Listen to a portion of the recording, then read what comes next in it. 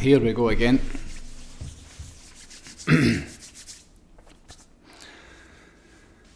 So, here we go again, number 27, the Darkness to Light Godcast. Welcome back, anybody who's joining me again, much appreciated for your time and tuning in again. This week, I was actually supposed to be on holiday this week, but things changed a wee bit this morning. My wife was called into her business, and I found myself getting very active, loads of stuff going on. Loads of good stuff, loads of kind of challenging stuff in terms of just personal stuff around about the house, things needing fixed, things that are broken, managing stuff, and really kind of starting to make my way back to well-being again. It's been a real struggle. This is over 3 weeks, so 3 weeks in like 2 days. I've been struggling with the virus, the Rona, it feels like. I can still feel it a bit in my voice and my throat. Sunday was the first day, which was 3 weeks on the day, that I really kind of felt any kind of relief. And I'm kind of slowly starting to make my way back to some kind of, the way it's meant to be, the way that I've been for the last probably since 2016. When I discovered proper like intentional breathing, learning to breathe, doing something about your breathing as opposed to just breathing with ignorance and really not having any understanding of how the breath went together. Since that and the cold exposure, since then I've never really been sick. I think once I've been sick, which was a couple of years ago. I got caught in a blizzard in Glasgow, and I really feel they were spraying something in the sky that night, because the amount of people that get sick at the exact same time ended up in my bed for about a week then-ish. But this is something I've never had before. This is the over 3 weeks, and I'm still not right. Up until the weekend, I was still very short of breath. My oxygen saturation with the wee pulse oximeter was low 90%. Which, if you know anything about the science behind the breath and the arterial, blood flow saturation, that isn't good. It should be between 98 and 99%. It never ever sits at 100 because, and you don't want it to, obviously, because you want the oxygen to be, getting used as opposed to be all in your system. So it never ever gets to 100. But the negative effects I've been feeling on every single system in my body, from upper respiratory infection, which is still that was the first thing to come on me, upper respiratory, and then the lower lungs, absolutely, they went in the back of it, and there was flu symptoms, roasting hot, freezing cold, sore bones, zero energy, and then it was like a head cold at the same time as well, completely blocked up, and all my sinuses were congested. So it's been a real kind of sore one. There's been a couple of lads that are running about the Vortex that have been through the exact same thing. And they've been my kind of indicators, one of them in particular, jumping at his skin, really just a fit laddie. And he's been the same for the last 3 weeks, God bless him. He was away on holiday for the best part of a month, so he came back and went straight to work right after it, and he's been working every single day right through it, which I've no idea how he done. I wanted to just curl up in a ball, and I think, obviously I was able to do that and give myself the time to try and recover properly and fully, which I've done. And it was something that was sorely needed. I have experienced over the last couple of weeks a big shift in myself. Most of this year, anybody that's been following my journey and the Vortex journey and everything we've been creating, then it's been full on, and since probably January time. January when Michael and Fern basically come on side, more or less, to help me get this mission to the world. The amount of stuff that's been created, the amount of within the programme or the events and the Scottish tour, the lives, the live meditations, it's been full on, the entire year. And it's been a great learning curve. There have been so many lessons along the way. Every single thing, more or less, that I've done this year has been recorded. So for the first time, we've now got hundreds and hundreds of hours of video information, of audio, recordings of breathwork and relaxations and meditations, and basically everything I've picked up, over the last 28 years. There's a fair amount of it that's now documented. You will find when you listen to me that you might find I seem to repeat myself, and that's because even though the system is vast, there's certain things within it that are the fundamentals, that I'll be constantly talking about. And over the last, since February time when we did the first kind of 1 Day to Change Your Life, which was the launch of the programme, It's been full on, and very quickly, the amount of things that have came from that have basically, I suppose, that have evolved from it, leading into every single day, live meditations every single day. What I found just recently, off the back of this virus, I'd felt close to burnout a couple of times, which I've never had before. I've never been tired. I don't really get tired, especially with this work. Being in spirit and being inspired and helping people is something that just drives me. It's something that it isn't work, which I never had that before. I worked in construction and within the family business, and as well as my own businesses at different times. But it was always towards like manual labour and the trades, whether it was window installations, PVC and aluminium window installations, extensions, houses, that kind of stuff. That was my history, my career, if you like. That's been my history in terms of work. But I never had the passion for that since I gave up or football was taken away from me. I was always kind of felt like it was just work to earn money, which was great for a long period of time, but it wasn't until really the Vortex opened in 2016, and in the transition period up until probably the last 3 years, where it's been more or less full time, that I really felt, that passion that you hear people talking about, that it isn't work. My dad said it forever, it isn't work. He just gets up and gets into it. He loves it so much, his job, the work that he's been doing his whole life. Even now at 81, he's still so passionate about the stuff that he does. And that's what this is like for me. It's just an absolute passion that I've never ever really get tired or fed up with, or the minute, no matter where I am, the minute somebody's struggling or suffering or needing help, then I'm there. I'm in and I'm trying to help, because that's a fuel for my fire, which I just really learned last week. Sort of really significant, a penny drop moment as to how all that goes together, which was fascinating as well. The serving people and helping people, by looking to inspire them by the work that I'm doing. Is what it's all about, and doing that work and seeing the results that people are getting every single day. That's kind of it's self-fueling. So there's a figure eight loop whereby the work that I'm doing, the help that people are getting, they obviously win from it, but the feelings that I get from it, by passing on what I've picked up along the way, that's what it's been all about. So I'd never really get tired. And then recently, over the last couple of months, I found myself in a place where I was absolutely completely burst. I have not sat in front of a medical doctor, like a GP, since 1996 was the last time I sat in front of a doctor. So my doctor is an acupuncturist. You've heard me talking about him on here before. An incredible healer, an incredibly evolved being. Someone who's a sounding board for me, someone who helps me in all sorts of areas. He's our family doctor. Anything goes wrong, we're straight to him. And a couple of times, over the last couple of months, it was like, you need to be careful here. You need to really slow down and back off, because it's not working. You're taking too much out of yourself. And me being me, you basically recover, whether it was over a weekend, you get a couple of good nights sleep, you go, completely tied up the diet, and you go completely clean juicing for a couple of days, and you get your energy back, and then I would go again. And it wasn't until this virus came along, which feels like a kind of gift from God. I'm going to say gift in the loosest kind of possible terms, because it's been an absolute nightmare.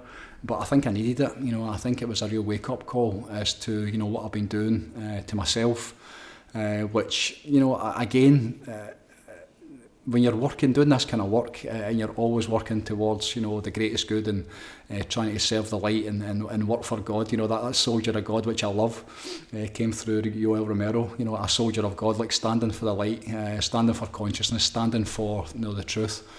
You get to a point where, you almost don't have a choice, and you're at it all the time. And when this came along, it felt like a gift of God, because I had to stop. There was nothing I could do. It was just at the point where I'd had enough, and I was almost broken. And really starting to take stock as to what I was doing.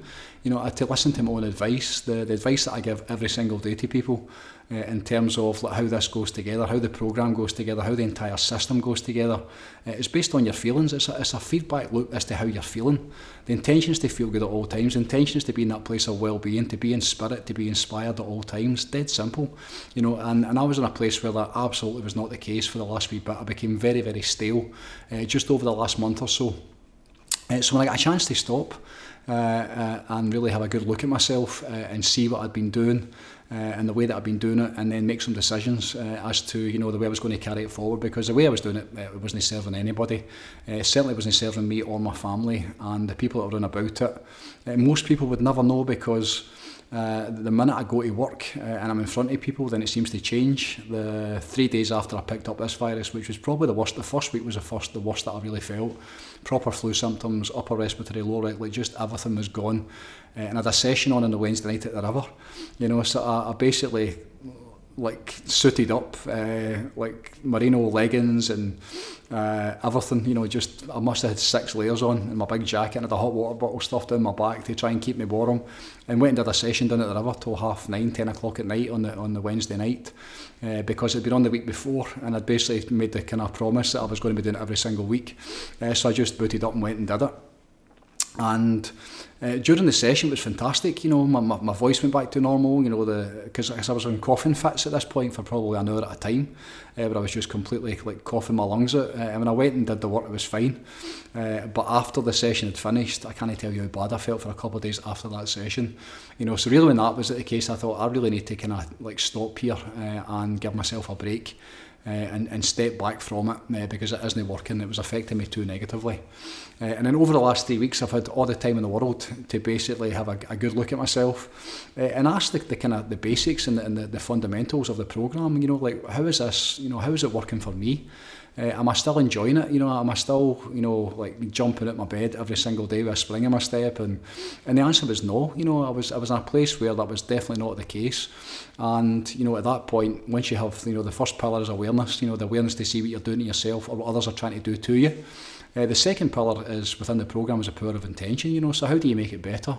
And I realised, you know, when I came back, probably after a couple of weeks, I started doing the live sessions again in here in the morning time, the half past 5 in the morning, which for the last probably 4 or 5 months, I've been every single day.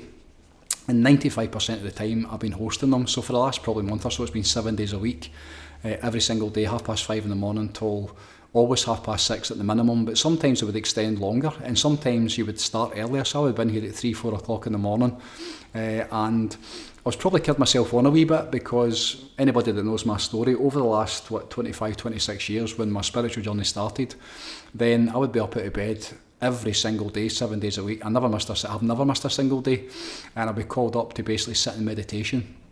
And for the first 10 years it was all about healing, and in the next probably 15 years it was all about, you know, discovering, you know, different, the teachers were there from the beginning, but then really kind of putting it together and applying it to my own life, you know, learning the information and starting to apply it into my own life, you know, so that I could get to that place that I got to, where I believe I experienced enlightenment, the direct experience of the divinity that's inside me, where I became everything. You know, you experience the real kind of fabric of consciousness, and you become it. You know, you realise that you are the divine is inside you, and it's inside everybody, and there's no separation. We are one at a certain level of consciousness. I experienced that after 17, 18 years, every single day in meditation, you know, and for the first time, you know, and again with the best of intentions, and I think, you know, the reasons that I did at the time, you know, it felt great at the time, I felt called, I felt inspired at the time.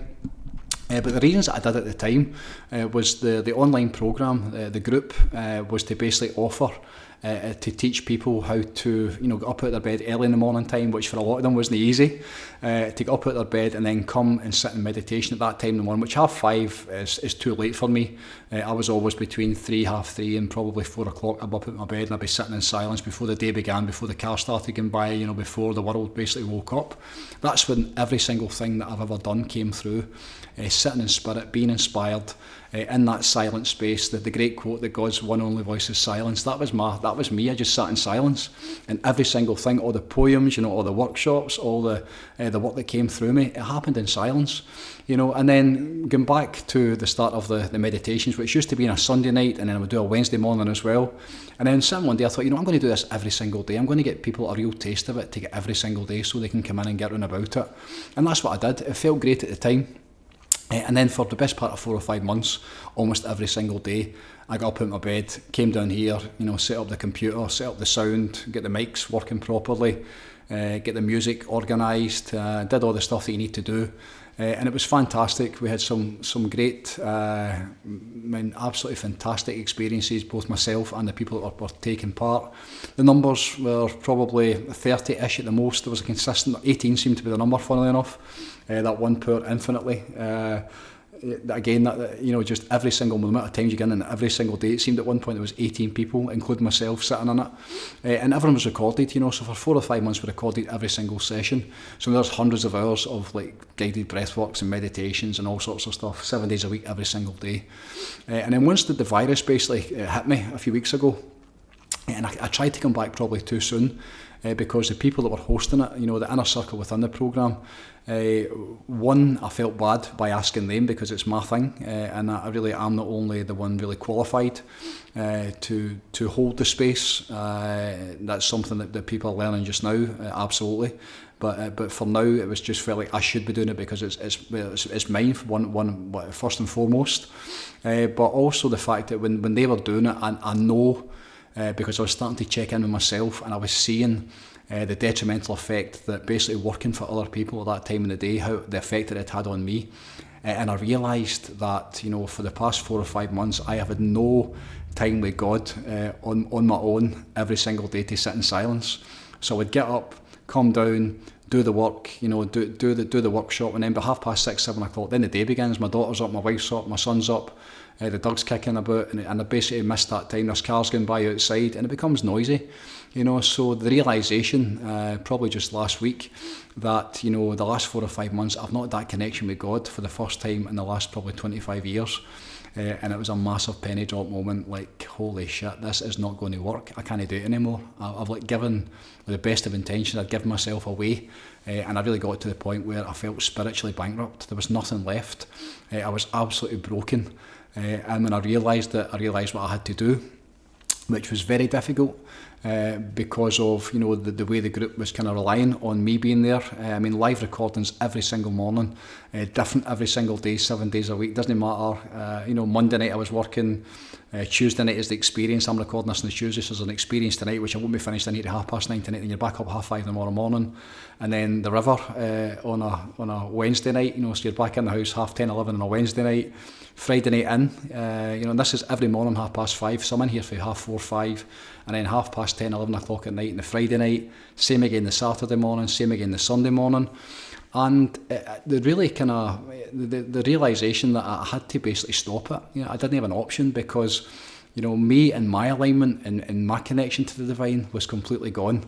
I feel as if I'd built up this kind of bank, or this kind of like a back catalogue of almost like reserve fuel tanks, and for the last 4 or 5 months I've been able to get up and basically give myself away without really realising, because when you're sitting in the meditations, you're watching who's coming in, or you can see the screen when it changes. When somebody leaves, the screen will change from Zoom, making sure the music's correct, making sure the levels are correct, making sure when the next song's going to go on. A lot of times I would just basically do it one song at a time. Started creating playlists, but again that takes time. And probably the most detrimental thing that I felt towards the end was the electromagnetic, whatever it is, coming off the Wi-Fi and coming off the screen. For all the years I'd basically sat in darkness and in silence, just in the divine, in my heart, in my feelings, in my emotions, and then I'm sitting in front of the computer, which is just behind the camera to that side there, big wide screen, the Wi-Fi's right beside it, and I could really feel, maybe because I was feeling so bad physically, but the negative impact that the electromagnetic frequencies were basically having on my physical body. So the last couple of times I basically switched up and I went and sat on the floor, so then I couldn't control the music, and it just wasn't working. It was too difficult. So I made a decision and I spoke to the group and I explained, like, this isn't working for me anymore. The reasons that I did all the recordings, one of the reasons was to create a bank, so that they would be there for anybody, so that anybody can go in, and it's very difficult as well because some people are waking up and they want to do some power breathing because they're going to work on a building site all day, or they're maybe fighting against something. Some people are coming in, they're looking for silence, they're looking to sit like just in the quiet. Some people are looking for like guided for 15 minutes with the breath work and switching off their stress. Some people just want they want to come in and just listen to the music with minimal. So when there's a group, even 20, 30 people, it's very difficult, to cater for everybody. And that's what the bank has been all about. That's what the programme and the bank of recording has been all about. So whatever you need on that day, if you've not slept properly, you're feeling stressed, or you're feeling anxious, if you've got a big day coming up, then it's the ability to go into the programme bank and basically select what you need so that what you can have for that day. That was the idea. And all this, started to really kind of make sense to me in terms of, right, that's why we did it, that's why we created it, so that, not that I don't need to be there, because I absolutely loved every single second of it. But when it came to the point that it wasn't serving me, then, the realisation of, like, we've created this over the last 5 months, we've never stopped, I've not had any time off, it's been 24/7, since basically the start of January. So at that point, what we've created is there, it's all accessible, basically the click of a button.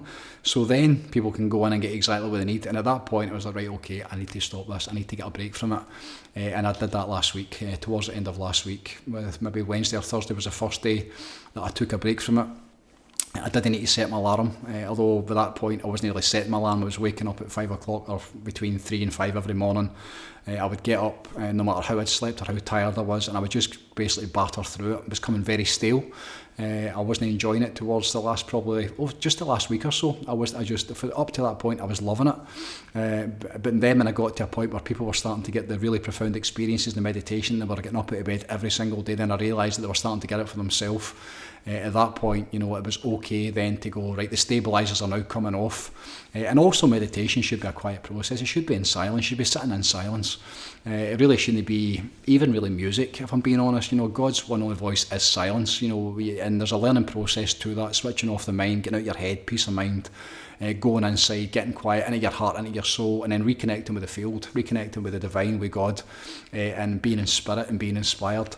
That was the plan, and more people have now got that. So it kind of felt like my job was done, certainly in that segment. And then, the understanding that it was taking me away from what I'm supposed to be doing. If I'm not in alignment, the third pillar of being in alignment, being in the flow, being in spirit, being inspired, being happy, being joyful, I wasn't there, so it was taking too much out of me, so it wasn't working. So at that point, I had to really listen to myself and get on my own programme. And it basically took one day, it took one sleep to come up the next morning without setting my alarm or needing to get up.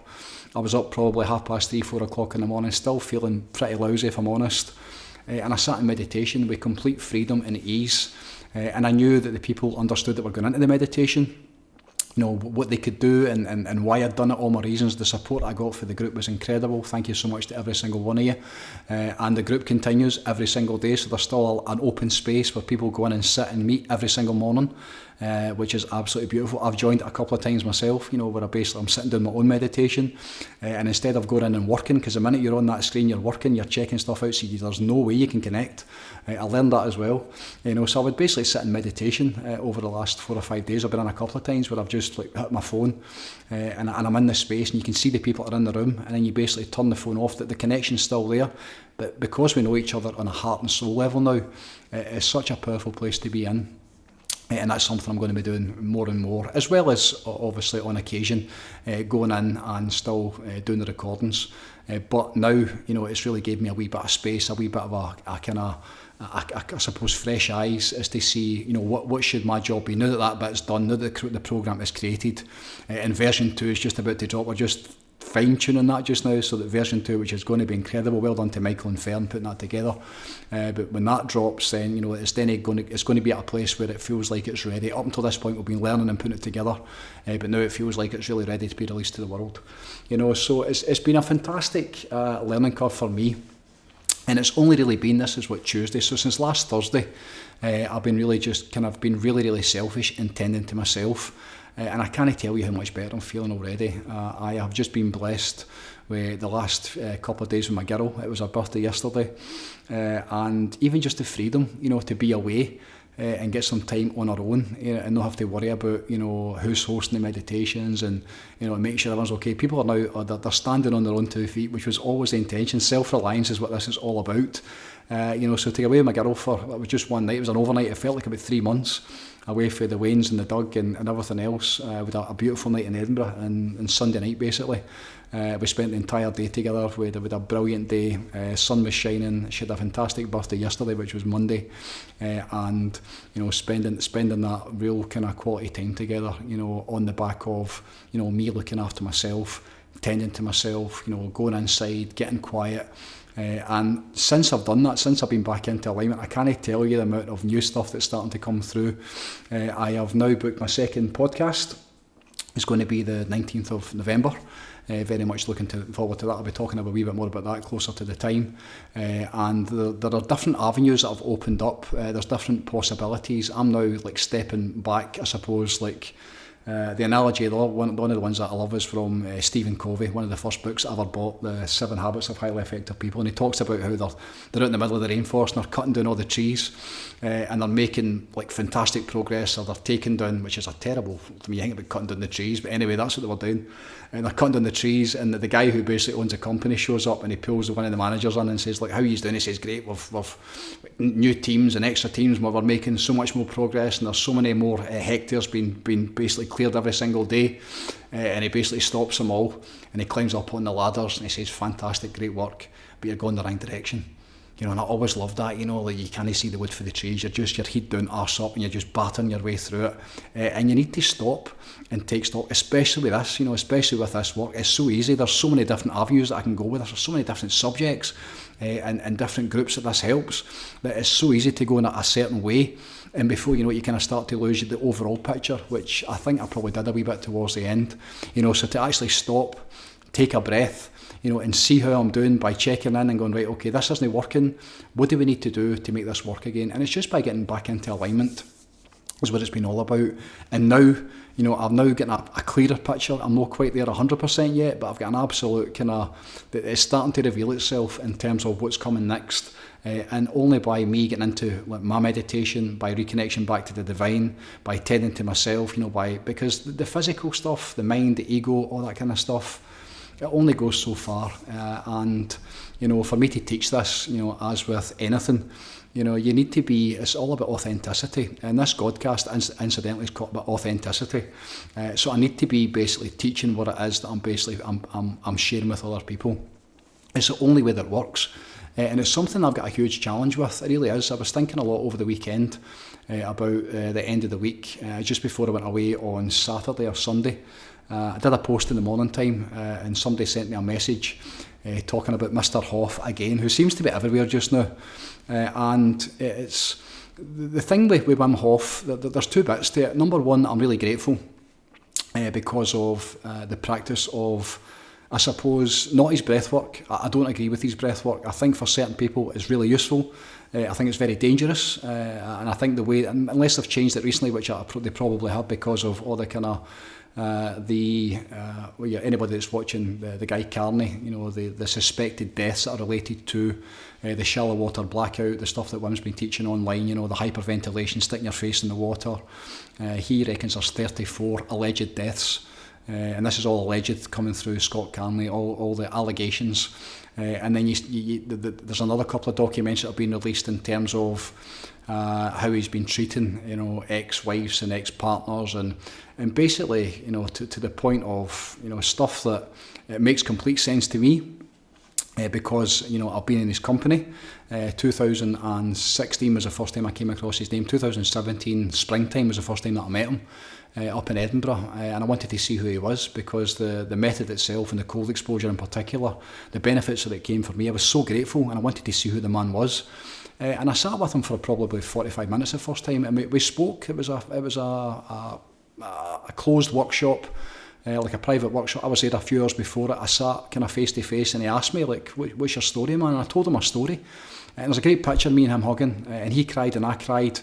And I really wanted to go up and thank him for the gift that he'd given me, and also to tell him that I wanted to help him. That was the thing. I wanted to stand beside him and help him, which should have been fairly straightforward. You know, at that point I had the best part of 20 odd years experience, probably similar to himself. He's a wee bit older than me. His experience and who he was, and the story that he told about his wife and the suicide, and you know, his mission to basically heal the world and take it to the world. I was in, you know, I was all over that. That's exactly the same place that I was. I just didn't know, probably hadn't really put a finer point on it the way that he had. So when I actually met him in 2017, and for me, I believe everybody when somebody tells me something at face value, I believe them. You know, so when he talked about his 25, 26, 27 world records, all the stuff that he did, you know, the science that was coming out, the science had already proven, where he proved that he could influence the autonomic nervous system, which is something they've known about forever. Yogis have always known that. He just went and made it a thing. He took it to the scientific community and got all the credit for it, which again, fair play to him. But at the same time, fast forward, you know, after that day when I met him up in Edinburgh, and, you know, watching the power that was in him and how he conducted himself that day, and there was over maybe 100 people in the room. So this is right before he really started to be made visible to the world. That was kind of Easter time. In fact, it was earlier than that, because by Easter time, maybe April, May time, I decided to become a Wim Hof Method instructor. That was the thing that lit up for me, and I went over his house in basically in Holland. And really there was the first time that I started to see holes in his home. I could see holes in the man in terms of how he spoke, you know, how he probably conducted himself. You know, some of the things that he said I found really kind of like contradictory in terms of the online persona that he was basically putting off. And then, you know, came away, did the advanced instructors course, spent 3 days at his house in his own personal company. We could have stayed at his house, but we chose not to, just to get away from all of that. The people that were there was an inner circle that was there already.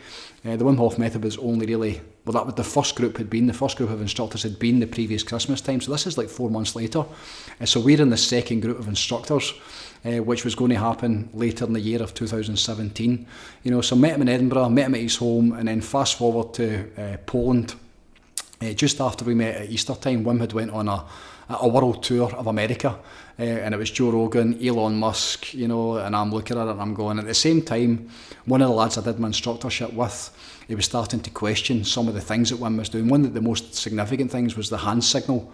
That there, every single picture you seem to see him in, it was chucking up the sixes. That is like 3 sixes. That's anybody who knows anything about the imagery. They use that. A lot of them use that, and some people will say it's okay. But when you look back at it, there's a picture of him and Djokovic, the tennis player. There's a picture of him standing in the Joe Rogan Experience, and anybody on here knows how I feel about Joe Rogan in terms of him being controlled opposition and just being a controlled asset. The way that he's guided people over the years and how he flip-flops and changes his perspective on things, you know, I've seen through him a long time ago. You know, so when I watched Wim doing the rounds, and then kind of started to feel that I suppose his message was changing. And then he came back from America. We were over in Poland at the time. He came back from his world tour, and the first stop back was up to us in Poland. We were 2 or 3 days into our instructorship, and he came in. And, you know, it was just very much looking forward to seeing him, very much looking forward to spending the rest of the week with him, really looking forward to becoming a Wim Hof Method instructor. The whole week was a bit of a shit show, if I'm honest with you, in terms of the us and them, the inner circle, the ones that were already there, whether I felt like a threat to them, whether some of the other instructors felt like a threat. There was 2 really distinct groups. One of the groups, a man called Bart Scholzing, who was Wim's right-hand man. Bart was a really accomplished scientist. I believe he worked in, was it Parkinson's or Alzheimer's? One of the big universities over in Holland. And me and him became like really, really good friends, really close, a beautiful soul, incredible human being. Then the other side of the group was us, and that was a man, Caspar van der Mulden, who was the head honcho there, who was Wim's science guy. He was the guy that did Wim's presentations. He was the guy, he was a science teacher, and he was the guy that basically taught us about the Wim Hof Method and the science, which later on I learned a lot of it, you know, was exaggerated at best. That's me being very kind. Some of the people on the course were really academic and trained in all sorts of levels of biology and chemistry, and even at the time they would be saying like, that isn't really, they're kind of stretching that there, and at the same time they were always, you know, in terms of the inner circle, like this is going to almost like alluding to the cures that they had for everything, as if this was going to fix everything. And us being naive and I suppose ignorant, I had no medical training before I met Wim Hof, and we had to learn like 3rd year university biology to become an instructor. And, you know, so really anything that they said, you would take it on board as fact. And then when Wim came through the doors back for his tour, The change in him was just incredible. It really was. It was something that I couldn't believe. Back in the Easter time when I went to his house, I took him a gift as a bottle of whiskey, and he said at the time, I don't drink.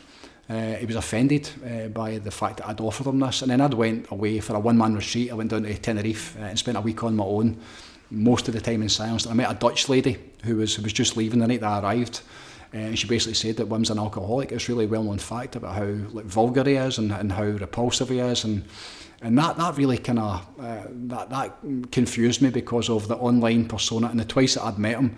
But then it gave me thinking about when I gave him the whiskey, how offended he was. And I was like, well, it's a bottle of scotch. It cost me 50 quid, 16-year-old Lagavulin, which used to be my favourite whiskey way back. And it was like a gift for a Scotsman, put it in your house. If somebody comes in that drinks whiskey, pour them a half. No one knowing anything about, the possibility of any, challenges he had with addiction to alcohol. And I'd never have done that, obviously. So he came back from America, and the first night I saw it, standing at the bar, just scooping with the lads, young Alan Tong, the Asian Iceman who was there at the time, who was in my group. What a beautiful, I don't think he drank alcohol in his life before, and he was absolutely wrecked. One of the nights he was absolutely wrecked, like scooping these pints with Wim. And when I saw that, it just repulsed me. It really did. It was vulgar. The relationship that I have with alcohol, I don't like alcohol really. It's not something that, it's a depressant. It separates you from your spirit. It brings you down. The amount of horror stories that I've heard with alcohol and how basically people go for one drink and then their whole life's in carnage. And really who he was, and again, this is the authenticity, but who he was and who he was basically, standing at the bar with the lads and basically in bed, I disappeared, so from 4:30, 5 o'clock in the morning time for the rest of the week, we'd be up doing the breathwork, into the cold, up the mountain, doing all that kind of stuff.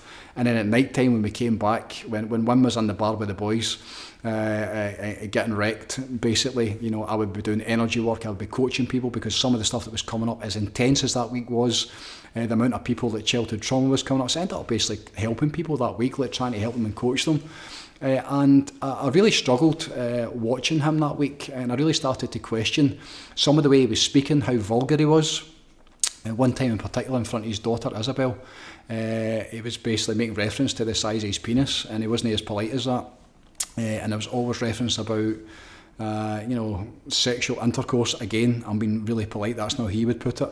And it just seemed to be this real kind of animalistic darkness to him that I didn't like. Some of the stories he told in front of people in the groups, and I remember thinking at the time, if my wife and my daughter was here, I would fucking have him. I would take him out. Like if he spoke like that in front of my wife, my daughter, or my mum, there is no way I would stand for that. And he was there like Jack the Lad in front of everybody, fueled with booze a lot of the time, but a lot of the time not as well, unless he was drinking during the day as well, I don't know. But, fueled by just this, almost animalistic sex and, the just horribleness, And for me, if you're talking about love and healing the world and, really selling yourself as some kind of guru, you don't get to speak like that. Yeah, and it's not the case that you can turn it off and turn it on. It's just the kind of thing you shouldn't be doing. So that was hugely challenging. And then when I came back, the way that they treated us, for whatever reason, when I come back, they basically told me that I wasn't going to be an instructor. I could coach one person at a time, and I probably had more experience than almost everybody in that group, a lot of them put together, because of my own work over the previous quarter of a century. And then at that point, I was already putting dozens of people into the water and doing workshops for free, which they hated. They did not like that because of their desire for money. That week, basically, Wim was talking about being a capitalist and the money, and I could really, again, loads of things that I seen I didn't like. I'm like, who are you? Like, who are you?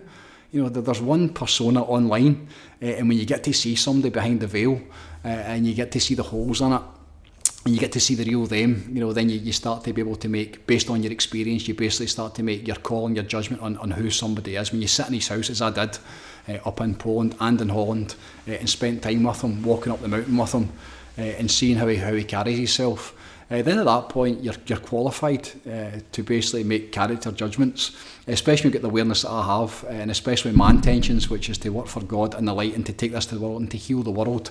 At that point, I suppose I see myself as being qualified to go, you know what, that's not in alignment with who I am, and it's certainly not in alignment with the stuff that you're selling to the public. and that becomes a challenge. And this is why, over the last few days, I did a post on Saturday, basically having a go at him, because he's unauthentic, because of the person that he perceives or tries to let the world perceive him to be. It isn't true. And I've always felt that since way back then in 2017, there just wasn't something that lined up. And then obviously my story, going through the instructorship, coming back when he basically had the conversation, and I had a personal relationship at one point in terms of personal phone calls, personal text messages, and I've got all the receipts for this in my phone, contacting me when the suicides happened down in Wishaw. And I sent him a message on a Sunday morning, and he phoned me back and says, what's happening? And then he decided he was coming over. And then he basically, for the rest of that week, he basically left me standing on that graveside at the end when the entire area believed that Wim Hof was coming, because I'd told him, because he'd fucking told me he was coming. And we're going into the schools, we're going to fix it and make it better. The way that he let me down, and the way that then he took no responsibility for it, and his text basically said, we're going to raise money for the families to raise awareness. And I was like, what's money got to do with this? Who get fuck money? We want to teach these people to breathe and switch off their stress and learn the techniques to deal with grieving, how we can help this community get back together and these families get them back together again. That's what this was about. That's what the whole thing's about. No fucking raising money for what? So the way he dealt with that, it was really disappointing by basically not dealing with it. Nobody would let me speak to him.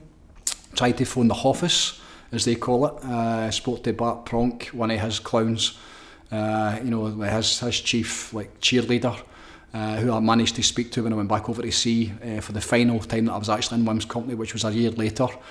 So from 2018 that probably was, and I waited to went back over to his house. Number one, for an apology. I wanted an apology from him, to basically say like what happened? Tell me what happened. Just give me anything as to the reasons as to why you did what you did. I had an entire community.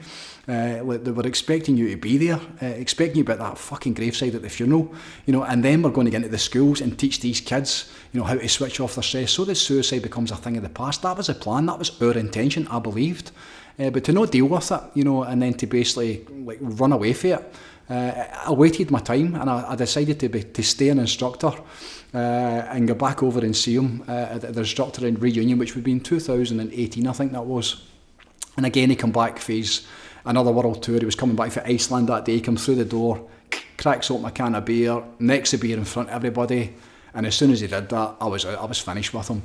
And then, the amount of stories that I'd heard, and this is all people's direct experience with him, and my own personal experience, and the ways that I've seen him behave and the language that he uses, how vulgar, how crude he is.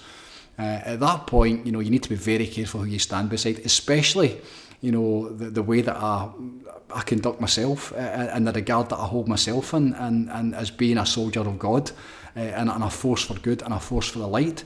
You can't stand beside somebody who's talking about the size of his dick and sex and fucking, and it's like, no, that can't work. So at that point, I believe I was the first person to basically call him out. I was the first person to basically tell him to sling his hook and beat it, and I was very gentle and I was very kind at the time in terms of the way that I'd done it. I basically just moved away from them and allowed them to go about their way. And then over the course of the last 3-4 years, the amount of stories that I heard with instructors, how they were treating instructors, the amount of bullying tactics they were using, obviously money is a huge thing to them, which you understand when you hear Wim's real story, know the bullshit story and the lies that they basically tell you about how the Wim Hof method came about, and how there's so many bits to it. And when you start to see the whole story, this is from inside his family as well.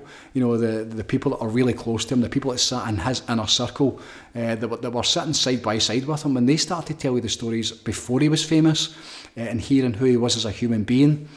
And then fast forward to the last probably year or so with your man Scott Carney, who again, he would sell his granny for a book, he really would, and he loves the drama. He's no my cup of tea. The reports that he's putting out as an investigative journalist, and the sources of information that he's pulling together. At that point, everything that I, because of my own experience and my own judgment call that I made as to who he was as a human being, when you start to see all these different people starting to have a go at him, they're talking about, the one that I saw last week was about, the possibility of kicking his pregnant wife in the stomach when she was pregnant, one of his second or third wife. and the way that he bullied one of his children, and like the things that he did to basically, that unfolded in a way that allowed him to get to a certain point where he had no money and he was bankrupt, and then his son came in, Enam, who apparently owns the Wim Hof method. Again, they've basically tried to put all the blame onto him. So Wim has taken no responsibility as far as I can see, are the ones that are in his inner circle. And even when his daughters last week, one of the emails came out, and she's basically talking about how it was a toxic relationship and it's not Wim's fault. And again, I'm like, take the fucking ownership. Like, come out and speak about it, and speak your truth, because it's the truth that sets us free. And I have no hatred for Wim Hof. I have none whatsoever. I send him love. I really do, because he fucking needs it. He needs help. But when you're living a lie at the level he's living a lie, and you're selling love and light and how we get the world back on its feet, and you see the people he stands beside, Wim Hof, Oprah Winfrey, and then you're like, wait a minute, something doesn't add up here. So it's that authenticity. You need to be authentic. You can't do this work. You can't do both. You can't be standing in the darkness and be in the light. It just doesn't work. Eventually you will be found out. It's as simple as that. And this is where the people are having a go at me online, because of the post that I put out, because of the post. I've been kicking lumps at him for years, in terms of having a go for years, in a gentle way, but just so people can start to see, you know what, maybe be a wee bit aware of who you're investing in. This so-called guru, we're an antiquated system now, the breath work, and it helps a lot of people. I get that, and it helped me in the beginning. But again, when you start to realise what the body needs and how the body's supposed to breathe, how women are supposed to breathe, how we are supposed to breathe as human beings, how hyperventilation, and he teaches, like in through your nose or in through your mouth. It doesn't matter. Well, it does matter. When you understand the science, as I now do after training under Patrick McHugh, when you understand the science behind it, it absolutely does matter. So you can't just go on and say breathe in and out through your mouth, and that's going to switch off your stress, or that's going to give you the same results of just nasal breathing. It doesn't work like that. So at that point, you've got to call them out on it. And I'm that way, everybody. It's like, it's not just Wim Hof. I hope he gets himself straightened out. I hope, all of them, get themselves together. I hope they tell the truth. I would love for them to tell the truth and stop hiding behind it. When I saw his daughter Laura last week, basically, poor Wim, Wim becoming the victim, and I'm like, he's at least, they're in damage limitation just now, because of all the deaths, the alleged deaths, because of all the stories about his wife, and, the wife that suicided, all the world records, there was 25, 26, 20, I remember sitting going to 25 or 26 or 27. Every time he mentioned it was a different number. Climbing up Everest in shorts, and so a world record, and he's documented. And now I think they've actually settled for 2 world records. And some of the stuff, so all that stuff that he spoke about, so that doesn't matter anymore. I'm sorry, but it does matter. And it matters with every single teacher that's out there. It does. That's why I don't go after them, but you need to call them out. The wee piece of shit life coach, what's his face, 5 feet nothing, and fully tattoos, one of Scotland's finest, the wee man himself, who used to be running about here, sexual predator. The amount of stories I've heard about him sleeping with his clients, and then you see him online, as I did by mistake last week and almost threw up, talking about masculine energy and feminine energy, and as if he's some sort of spiritual guru, and you're like, fucking no, you don't get to do that. You should be in jail. You should be in jail. And that's a matter of time. And the reason that I talk about this kind of stuff is, it's not to cause a fight, but I think about if my daughter or my wife is vulnerable, and you put yourself into somewhere like that, and I've had at least 2 women that have basically said that they slept with him in the first session. As a life coach, a vulnerable person who's going in there with stuff that's really difficult to fix at best for somebody who knows what they're doing, but then he's in a sexual relationship after 1 session, and it's like, nah, that's not right. It's not just not right, it's fucking wrong, and you need to be stopped. So authenticity is a huge thing. This is a time for darkness or light. You don't get to do both. You really don't. You don't get to basically do this work and sell it as one way, but at the same time that the agenda or the intention is to make money or your own ego or for your own self-gain. At that point, I'm going to call bullshit. The woman, with the what's her name, with the breathing room as well, the exact same. The amount of people that I know, all these wee yogis that are basically becoming 200-hour yoga teachers. The whole thing, the Sunday morning where they're on the water, And again, I've had instructors here that she has basically requested that go and teach people how to get into the cold water, and at least 2 of them have said, and this is me just taking their word for it. It doesn't matter if you've not got a cold practice. It doesn't matter. And I'm going, well, it does matter, because getting into the cold, especially in the middle of winter time in Scotland, you can't do that. You need to know what you're all about. You could fucking kill somebody. So why are you doing it then? What's your reasons? What's your why? Is it to reconnect people back to their soul, like give them a proper like a yoga practice, or is it just to basically earn money and teach them moves and send them out into the world? At that point, again, you need to question the authenticity and the intention behind the teacher, and I'm going to call bullshit, because I know them personally. So every single one of these people, I know, and I could go, there's dozens of them. I know, I've been with them personally, I've coached them personally, I know who they are personally. When you see them online, selling their wares and selling their goods and selling their fucking souls, at that point you need to call bullshit. It's all about being authentic. It needs to be authentic at this time. There's not enough time. There is not enough time for the good stuff, and it's a shame for people that are getting caught up in it and getting lost in it, and that's what this is all about. And that's why when people come and have a go at me, wee Lilia Sinclair for Heal Scotland, she was like, Wim this and Wim that, and Wim's the man, and I'm going, Wim's a fucking deviant. Wim to me is like an animalistic, almost like a sexual predator as well. I've heard him talking about the stuff that he talks about. It's disgusting. And you've never met him, and you're vouching for him. So at that point, I need to stay. That's why I left Heal Scotland. That's the reason I left Heal Scotland. Her shouting and bawling about how good Wim Hof was, and I'm like, no, you don't know him. I know him. I've been with him. I've seen beyond the veil. I've been in his house. I've heard him talking vulgar. I've heard him being in the presence of like really lovely, like feminine energy, some of the females within that group, and the way he conducted himself. And I don't trust him. So you don't get to say it because you've never met him. And that's where I've got the challenge with the people online that are coming on and going, oh, you don't know. I do know what I'm talking about. I've been there. I've sat with him. I've seen it. I've been inside the inner circle. I've sat with him and I've seen enough. And at that point I go, no, I'm speaking for experience. You're speaking about something you see online and you've never met the man. You don't know. Even so many of the instructors that went over, and after probably the year that we were in, after that became too big. And the money making organisation, there was 27 in our group, which was a great number. Maybe a wee bit too many was a great number. And you fast forward it a year later, just mushroom, the prices go up, chasing the money, so then all of a sudden, you don't get anywhere near him, you don't get to see who he is. I got to see who he is, and that's why I do what I do, is so that other people can see who he is. Whether they take my word for it or not, I'm just speaking my truth. There's a warning sign, and now the evidence is starting to come out. Every single one of these people, time will catch them. The truth needs to come out. The truth needs to come out, and that's what it's all about. It's darkness to light. We need to be in the light, and this work for me, it's all about reconnecting people back to the divine.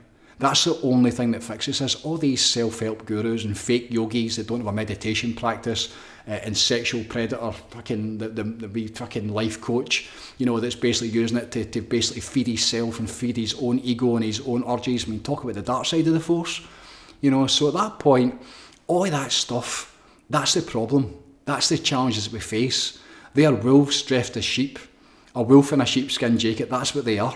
So at that point, you need to go, you know what? Nah, fuck off. You don't get to do that. I'm calling it out. You do not get to do that because it's wrong and you're hurting people and your own self-gain and your own ego. And whether they can see it or not, it doesn't matter. It needs to be stopped. So darkness to light, the way that it's meant to be, the way that I've experienced with my wife at the weekend, based in love, the insignificance in marriage. Just now, again, this big agenda, and I'm glad to see the woke agenda is starting to come to pieces a wee bit. People are starting to call it out because it's bullshit. It's absolute bullshit. It's meant to be men and women, male and female, man and wife. I do believe marriage is the way that it's supposed to be, based in love, based in connection, based on being honest and truthful with each other, having children, raising a family, being in love together. I've been with my wife now since I was 20 years old. I'm 53 next month. 53 next month. We've grown up together as few wains, and the whole journey we've been on together. I have never cheated my wife. I love my wife. She's my best pal. I cheat my wife, I'd be cheating on my kids. How did they look themselves in the mirror? So we look at the world and the challenges that we face. All of that, the sex and the porn and, getting it for yourself, and it's like, fuck off. How is that working out for you? How is that going? You know, are you fulfilled? Are you happy? Are you whole?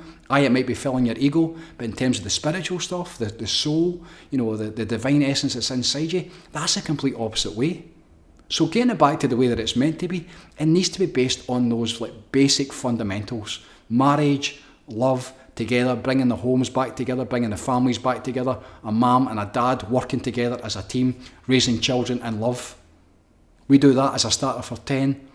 Everything starts to make its way back to the way it's meant to be. So I'm glad that the woke agenda is starting to go up. Comedians are starting to go out against it. There's now actors speaking out. This whole thing with your man Combs and all the devils that stand beside him, whether he's a controlled asset or not, probably. You don't really get to that level without being controlled. You know, but all this darkness that's coming out, we need to see how bad it is. Why? Contrast is a great thing. The pain and the suffering of the world is a great thing. What the people had to go through, whether it was Justin Bieber or they had to go through that so that we can go, you know what? This needs to get to a place that it never happens again. What is the antidote to that? What's the opposite of that? It's marriage. It's love. It's honesty. It's being truthful. That's how you fix it. Putting the homes back together. Raising children in love, away from the fucking phones and the internet and all the poison that's on that by design. Back to the way that it's meant to be. Authenticity, a truthful life, speaking your truth. If you make mistakes, you hold your hand up. That's my biggest challenge with him, no responsibility. When I saw his daughter last week, oh, it's not really his fault, and they were like, fuck off, I'm sorry. Nah, he needs to take responsibility for every single bit of it. When Scott Carney was talking about the deaths that were happening, and showing videos of Wim hyperventilating in groups and putting his face in the water, doing breath holds, and you understand what shallow water blackout is, where the chemistry changes so much, where the CO2 gets too low, it switches the brain off, and the first thing you do is take a big breath in, and you basically flood your lungs, and he's shown that live online, and there's people dying, apparently, allegedly, that's because they're doing this hyperventilation process that they're learning for him. At that point, the minute that he sees that, he needs to stand up and go, you know what, wait a minute, stop. No matter what the legal consequences, no matter what the cost is, all the millions and millions and millions and all the stuff they've got stashed away with the Wim Hof method, they need to take responsibility. He needs to stand up and go, you know what, don't do this.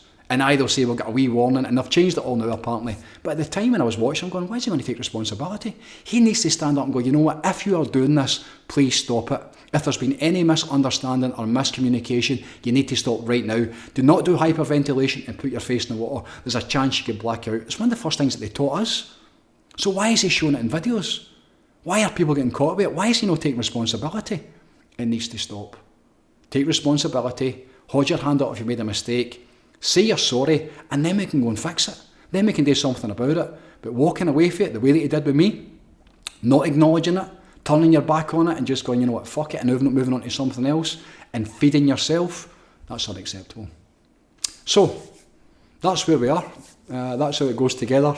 Anybody who's looking to get married, to fall in love, to create the relationship that I've been blessed with over the lifetime that I've had with my wife, it's dead simple. Get it for yourself first. Be in a great place first. Get in a good mood first. Get happy, get joy. I think back to the way my wife and me met. We met at a wedding. I was so happy at the time. I was doing great in my life. She was as well.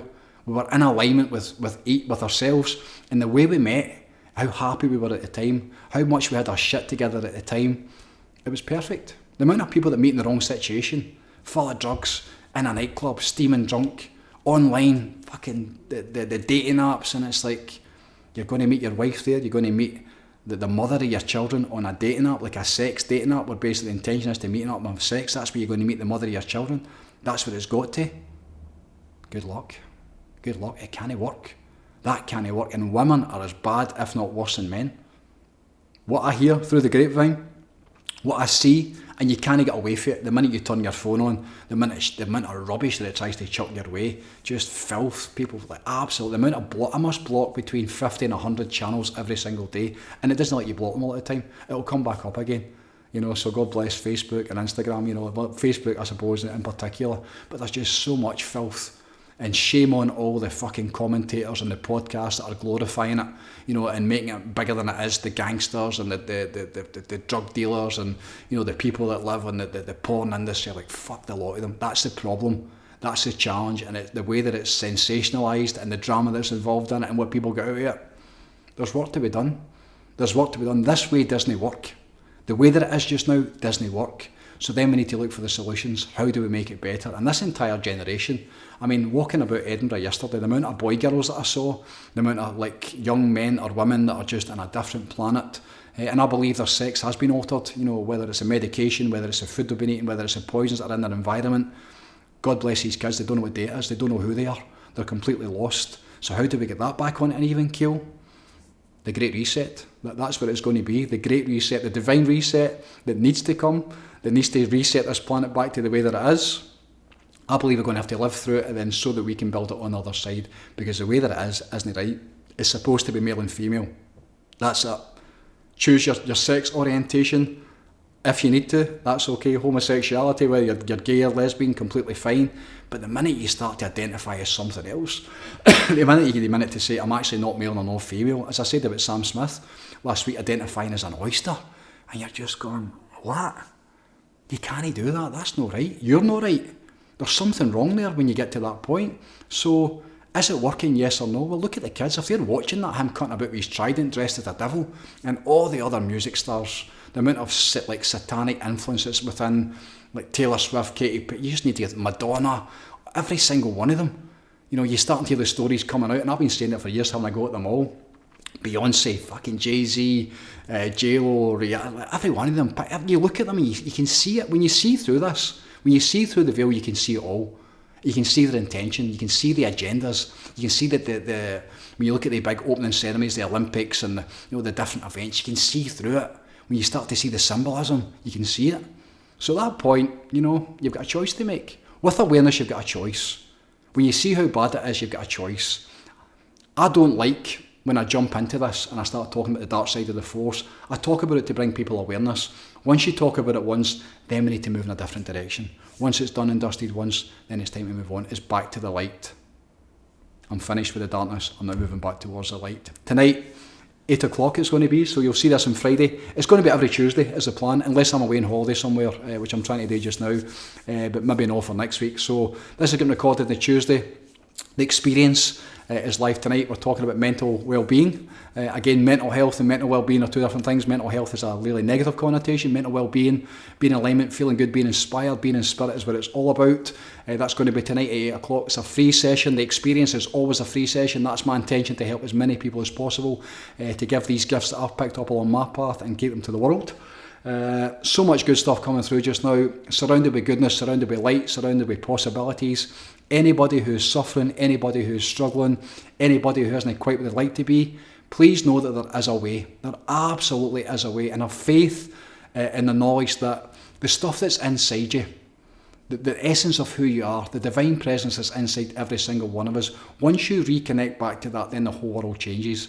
So it doesn't matter where you're starting. It doesn't matter what you've been exposed to, what you've seen, what you've been through. One ray of light can be enough to get you back into the way it's meant to be, back into alignment, back into spirit, to become inspired, to reconnect back to yourself. That's what it's all about. That's what this work is all about. The reconnection back to the self, and then living that authentic life from this place, to simply be yourself and live in that way, to be in the light. Children of God, I do believe, because we carry it inside of us, and anything beyond that, anything separate from that, is no for me. And I will stand and I will fight against that, no matter who they are, no matter how powerful they are. Power versus force, darkness versus light. Choose your side. This is a time for making a choice. I stand in the light. The love and the light and the grace and the goodness is divine, that some people call God. Whatever that is, I stand beside that. Anything else, come ahead.